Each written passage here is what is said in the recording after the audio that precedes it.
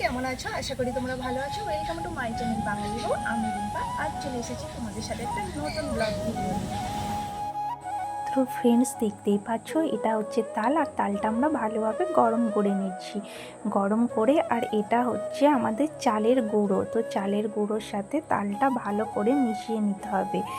আর দেখো তোমরা, আমরা তালটা তো গরম, সেই জন্য আমরা এইভাবে মানে কিছু একটা জিনিস দিয়ে ভালো করে মেখে নিচ্ছি, কেননা হাতে করে তো মাখা যাবে না।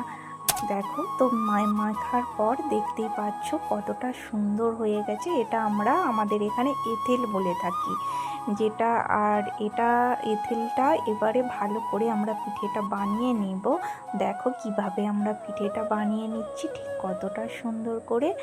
আর এখন এই আমাদের গ্রামেতে এখন তালের সিজন যেটা আমাদের বলা হয় সেটাই চলছে, সেই জন্য তালের পুর পিঠে বানানো হচ্ছে এটা।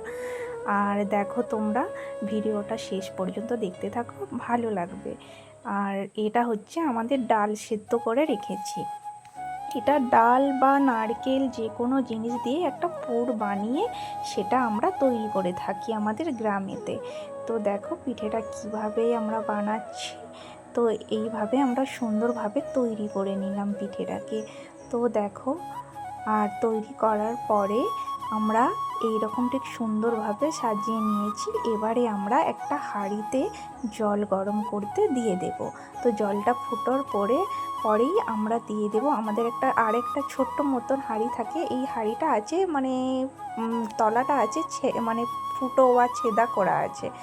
আর এই মানে পিঠেটা দেওয়ার পরেই দেখছো তোমরা এইরকমভাবে ঢাকনা দিয়ে আমরা ঢেকে রাখতে হবে কিছুক্ষণ ঢাকনা দিয়ে ঢাকা রাখার পরে দেখতে পাচ্ছ।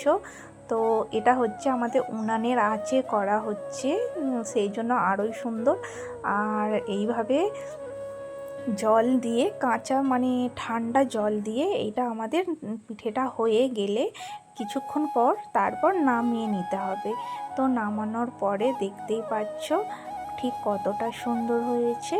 তো আমাদের এই রেসিপিটা তোমাদের কেমন লাগলো? আশা করি তোমাদের ভালোই লাগবে। তো আমার পাশে থেকো আর আমাকে অনেক অনেক ভালোবাসা দিও বন্ধুরা। তো এই রকম রেসিপি পেতে তো আমাকে অবশ্যই কমেন্ট করে জানিও। টাটা।